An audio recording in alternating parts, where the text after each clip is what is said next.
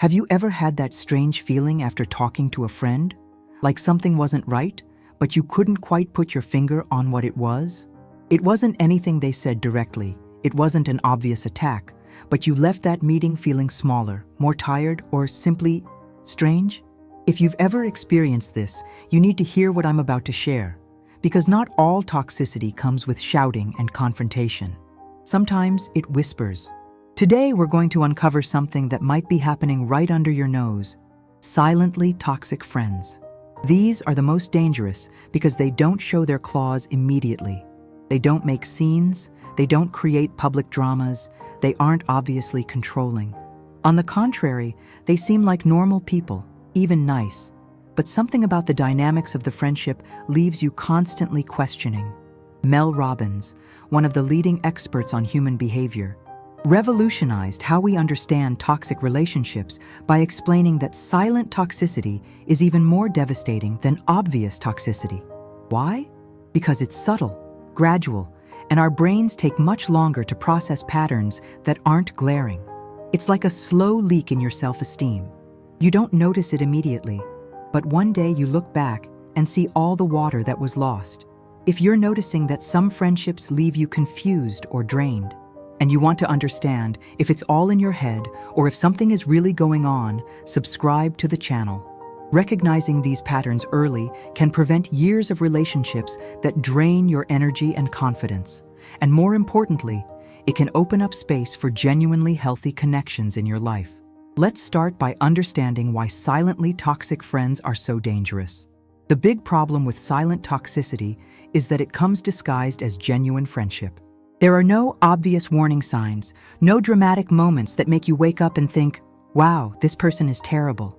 Instead, there's a series of small interactions that, in isolation, seem normal, but together create a destructive pattern. Mel Robbins explains that our brains are programmed to identify direct threats quickly.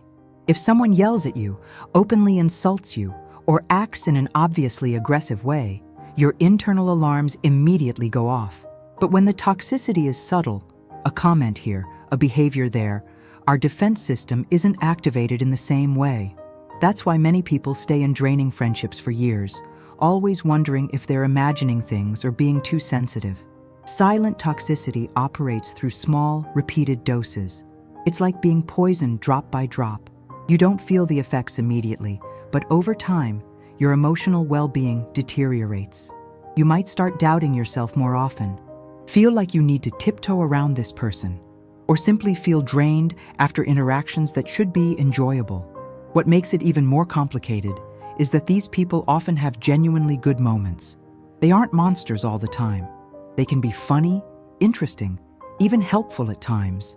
This creates a confusing dynamic where you get stuck between the positive moments and that persistent feeling that something isn't right. Now, let me ask you, have you ever really stopped to observe the patterns in your friendships? Comment, I observe patterns, if you're willing to do this honest reflection.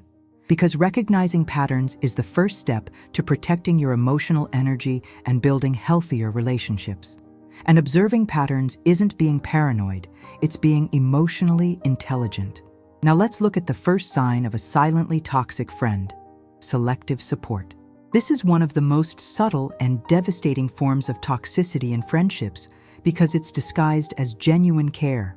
The selectively supportive friend has a very specific pattern. They show up when they need you, but disappear when you need them. They are great listeners when you're going through personal problems, work crises, or relationship breakups. They call, send long messages, and want to talk for hours. And you, being an empathetic person, offer your time, your energy, your advice. The problem arises when the situation is reversed. When you're going through a difficult time and need support, their response is completely different. They might give short answers, quickly change the subject, or simply not be available. It's not that they're cruel or directly telling you they don't want to help. It's more subtle than that. They might say, "Wow, what a difficult situation," and immediately shift the focus to something about themselves. Mel Robbins emphasizes that healthy relationships are fundamentally reciprocal. This doesn't mean it always has to be 50-50 in every conversation. Sometimes one friend needs more support than the other, and that's natural. But over time, there should be a balance. There should be a sense that both people genuinely care about each other's well-being. What makes selective support so toxic is that it subconsciously teaches you that your emotional needs are less important. You may start to hesitate before sharing your problems or feel like you need to minimize your difficulties. This is especially harmful for people who already tend to put the needs of others before their own. One way to identify this pattern is to pay attention to the energy of the conversation when you need support. Does the person seem genuinely interested and engaged, or do you feel like you're being a burden? Do they ask follow-up questions or give generic answers? More importantly, how do you feel after these interactions? Supported and understood, or more alone than before? The second sign that needs to be on your radar is belittling disguised as humor. This is perhaps the most insidious of all silent toxic behaviors because it uses something that should be positive, humor, as a subtle weapon. This type of friend makes comments that diminish you, but always under the guise of a joke. They may make jokes about your appearance, your choices, your dreams, your insecurities. When these comments bother you and you express it, the typical response is, "It was just a joke," "You're too sensitive," or "I can't even joke with you." Mel Robbins is very clear about this. Genuine humor unites people, it doesn't divide them. Healthy humor can include affectionate jokes between close friends, but there's a clear line between an affectionate joke and a destructive comment. The difference lies in the intention and the effect. An affectionate joke is usually based on something that isn't the person's real insecurities, and it's made with an energy of genuine affection. The person making the joke cares about the friend's emotional well-being and would stop immediately if they realized they were causing real pain. Disguised belittling, on the other hand, has a different energy. It often touches on the insecurities the person knows about you. It could be about weight, financial situation, love life, professional achievements. And when you express discomfort, instead of a genuine apology and a change in behavior, you receive invalidation of your feelings. What makes this particularly toxic is that you begin to doubt your own perception. You think, maybe I'm being too sensitive, or maybe they didn't mean any harm. That's subtle gaslighting, making you question your own emotional reality. One way to test this is to observe how the person reacts when you set a clear boundary about the type of humor you don't like. A genuinely good person will respect that boundary. A silently toxic person will insist that you're exaggerating, that you need to learn to joke, or will make you feel guilty for having boundaries. The third sign is something that can be very subtle, but is extremely revealing: silent competition. This behavior manifests itself in very specific ways, and once you learn to identify it, it becomes impossible not to see. A friend with silent competitive tendencies has a strange reaction to your achievements. When something good happens in your life, a promotion at work, a new relationship, a personal achievement, their reaction isn't one of genuine joy. Instead, you might notice a few things. They quickly change the subject, make subtle comparisons, downplay your achievement, or find a way to redirect attention to something about themselves. For example, you mention that you got the promotion you've been seeking for months. Instead of celebrating with you, they might say something like, "Oh, cool, I'm also waiting for an answer about an even better opportunity." Or, "That's great, you really deserve it, considering how desperate you were for this." These are comments that aren't technically direct insults, but they leave a bitter taste. Mel Robbins explains that this behavior reveals an inability to celebrate the success of others without feeling diminished. In healthy friendships, a friend's success is a cause for genuine joy. There's an understanding that life isn't a zero-sum game. One person's success doesn't diminish another's opportunities. Silent competition can also manifest through constant comparisons. This person always finds a way to measure their experiences against yours. If you talk about an amazing trip, they immediately talk about an even more impressive one. If you're going through a difficult time, they've always gone through something worse. This creates a dynamic where you can never simply share your experiences without them being measured against someone else's. What makes this so toxic is that you might start censoring your own achievements and joys. You might stop sharing good news or feel you need to downplay your successes so as not to provoke that person. This is especially harmful because sharing joys and successes with friends is a fundamental part of healthy relationships. One way to identify this pattern is to pay attention to how you feel after sharing good news with this person. Do you feel celebrated and supported, or do you feel like you made a mistake by sharing? Are your achievements met with genuine enthusiasm, or with comments that make you question whether you deserve to be happy? The fourth sign is particularly revealing because it happens during times of personal growth. The strange reaction when you change.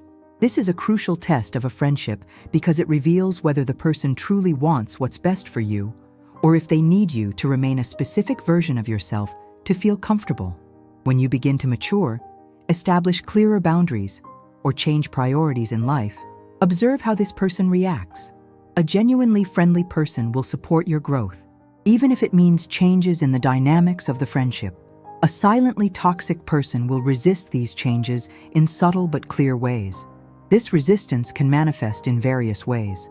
They might start making comments about how you've changed, and not as a compliment.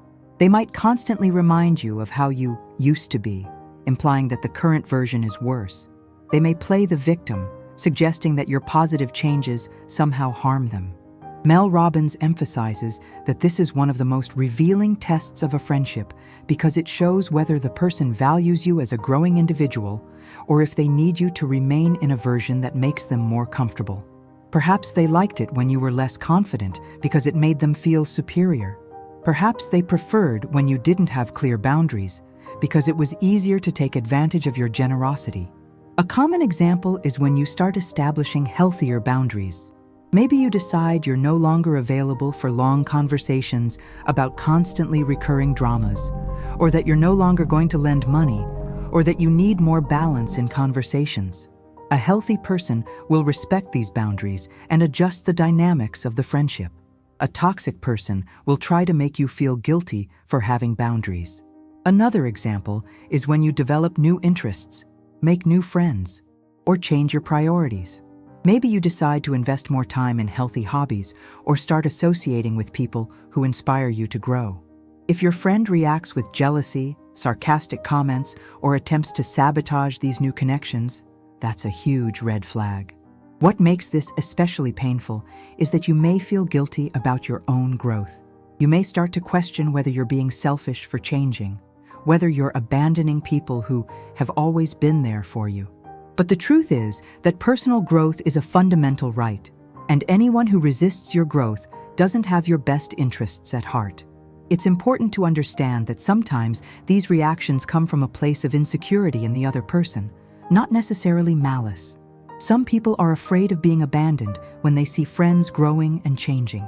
But regardless of the origin, the behavior remains toxic if it persists after clear conversations about your needs and boundaries. Here's an important question for you. Have you ever felt you needed to diminish yourself or revert to old patterns to maintain a friendship? If so, comment, "I choose healthy relationships." Making that commitment to yourself is the first step in attracting and maintaining connections that truly nurture your growth.